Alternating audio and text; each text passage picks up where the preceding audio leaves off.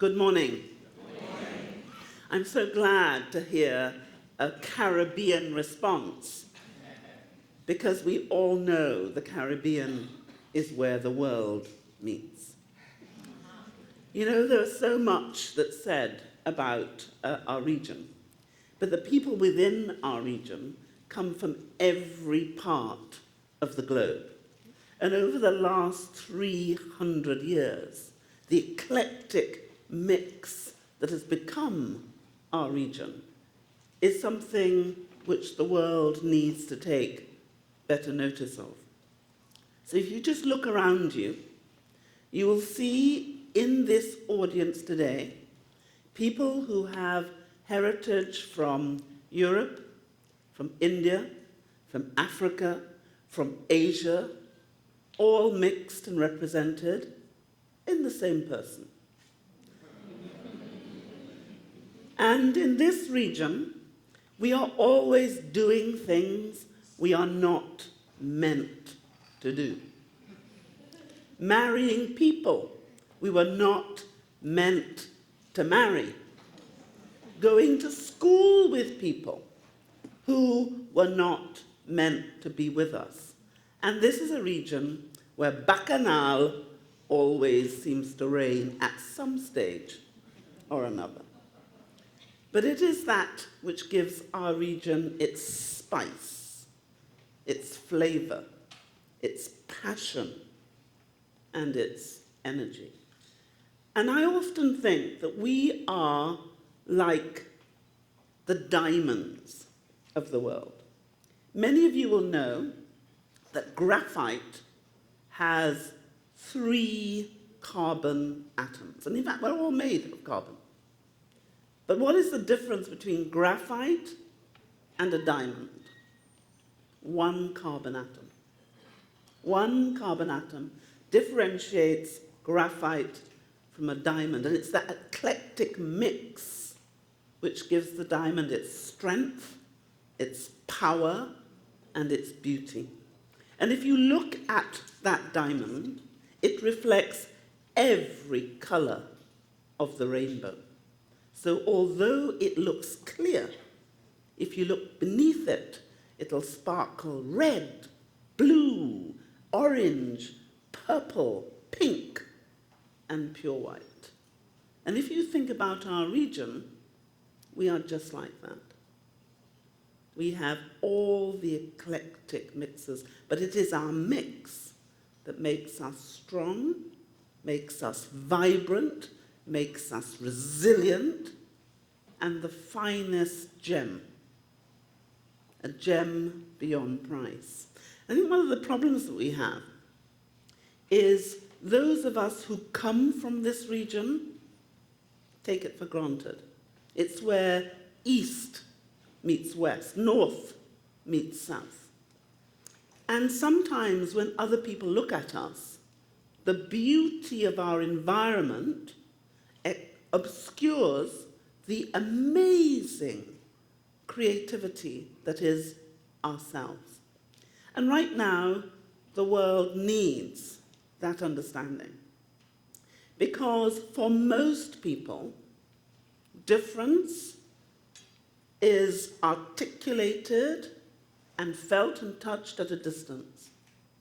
In not many regions do they actually experience what it means about the other. Most people see the other far away. In the Caribbean, the other is who you go to school with. The other will be the person who you may marry, against your parents' wishes, I must just tell you. The other is the person who will kneel beside you at your place of worship. The other is the person who you will encompass on a day-to-day basis. You will touch, you will taste, you will see, and you will live with. And in this region, that journey has been a journey that we have been on for a long time.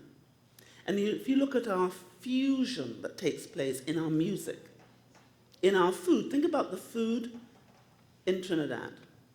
Influences of India, China, South America, France, Europe, and last but not least, Africa, and all its breadth, depth, and richness. That contribution, food, music, literature, learning, is something that right now the world desperately needs. And if we look at each of us, let me just talk to you about my own heritage. Each of us in this room are probably an amalgam. Does anyone here want to put their hand up to say that they're a pure something? Have I got a pure something anywhere in this room? So all of those who are watching this TED Talk, let me just tell you, wish they were here. And all of those who don't come from our region, wish they did.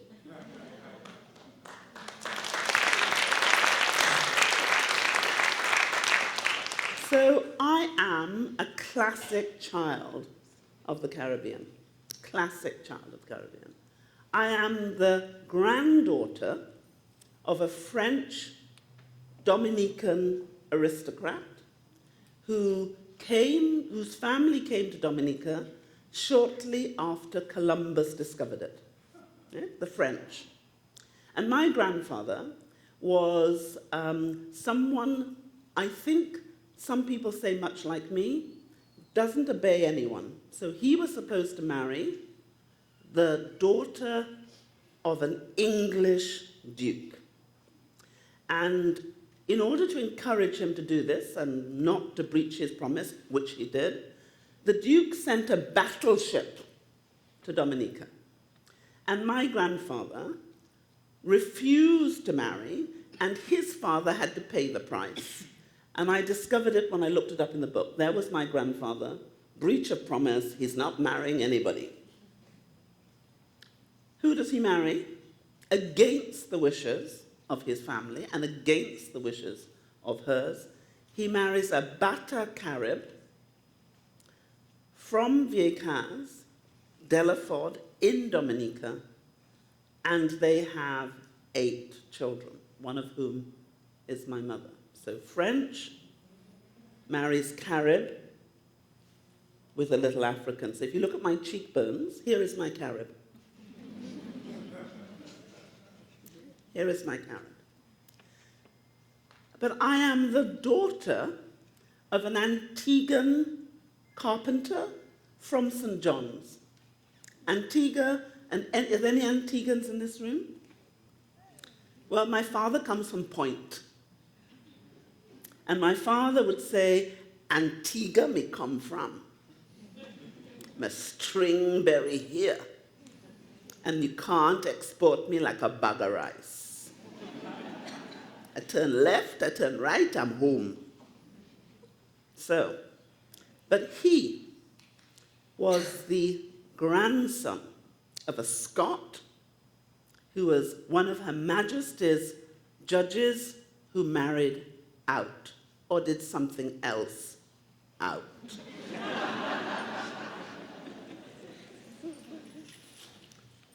And the son of the keeper of Her Majesty's prison in Montserrat, who married a black Antiguan, fine-looking woman and produced my father. So here I am, granddaughter of a French aristocrat, daughter of an Antiguan carpenter.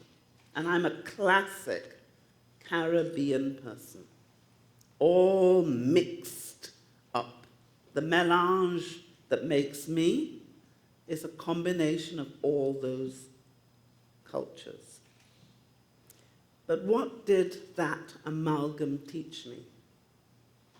We are, all of us, part of each other. And we represent the DNA, which is the world. Because, as all of you know, 99.9% of every human being's DNA is identical. Is identical. The difference between you, me, and every other human being is represented in 0.1% of our DNA. It's what makes us black, white, female, male, gay, straight, tall, short, and some of us would like to say fat or thin. But it means that we belong to one people, one global family. And therefore, what happens to one of us happens to all.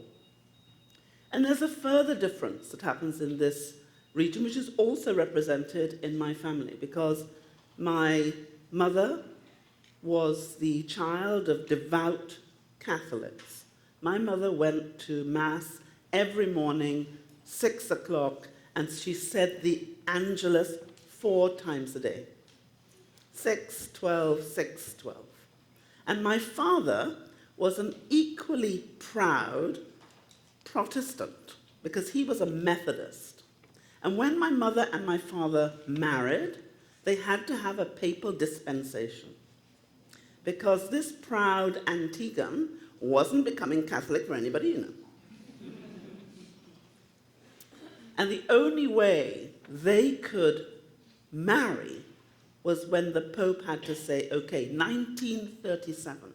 My family's always breaking all the rules, okay? Real Caribbean people.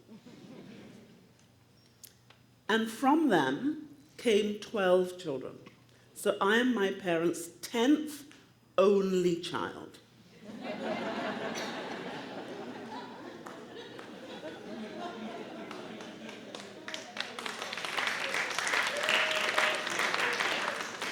They have 5 only daughters and 7 only sons, because they would say they only had one of each of us. And what they said to all of us is that every single one of you have been given a talent by God. And that talent is given to you and you alone. And your job is to find it, hone it, and then use it for the benefit of other people. And that is something which they believed with a passion for every single one of us, that no one in this room is like anyone else. And what you can do for the world is totally different from what anyone else can do, because no one else can be you. And no one can do you better than you. Let me try and see if I can be you. Sir, can I change places? Maybe I could be male.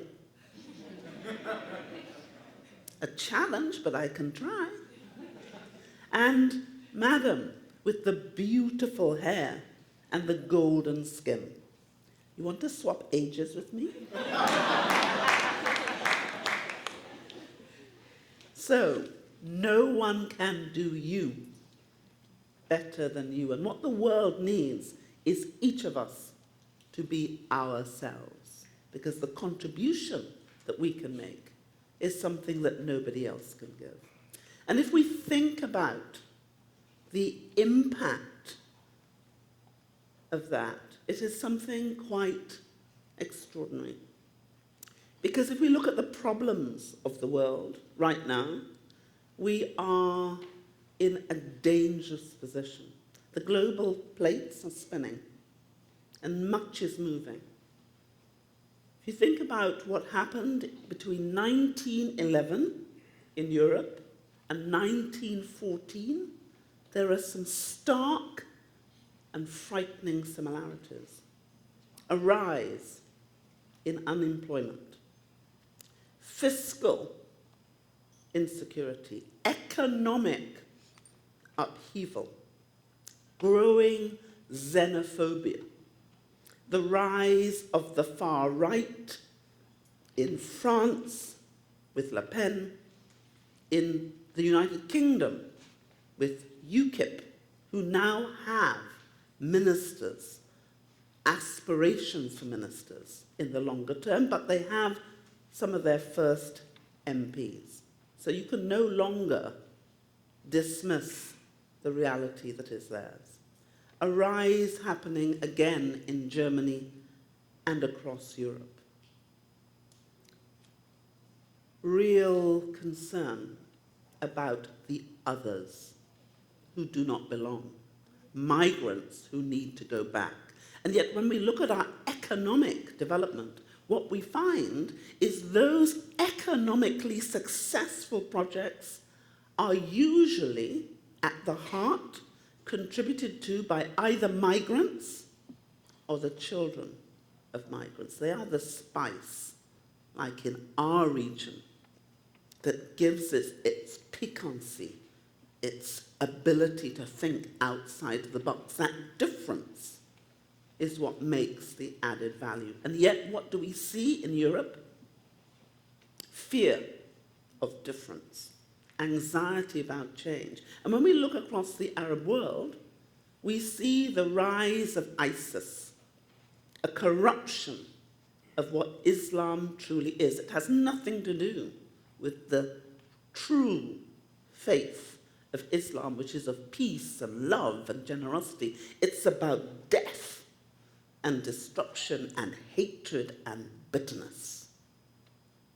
And if we look at what was happening through the Arab Spring, we saw that as a denial of the rule of law, the denial of justice, people were rising up.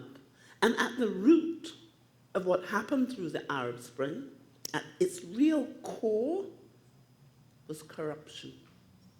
Corruption, which corrodes people's faith in fairness, in justice, in an ability to change. And that corruption was right at the heart of what happened in the Arab Spring. Because if you remember, when Bougazi set himself alight in that center in Tunisia, the reason he did it was because he couldn't secure a fruit license, a license to sell fruit in the market square to feed his children. He had gone everywhere and received nothing. So corruption, corrosive, dangerous, difficult. And all of those things are things about which we can choose. Because silence is a choice. Doing nothing is a choice.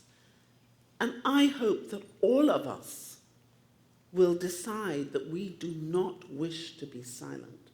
I'm a classic Caribbean woman, which means I can never hush my mouth about anything. So I am speaking, and I hope as the world spins, you will choose to speak too.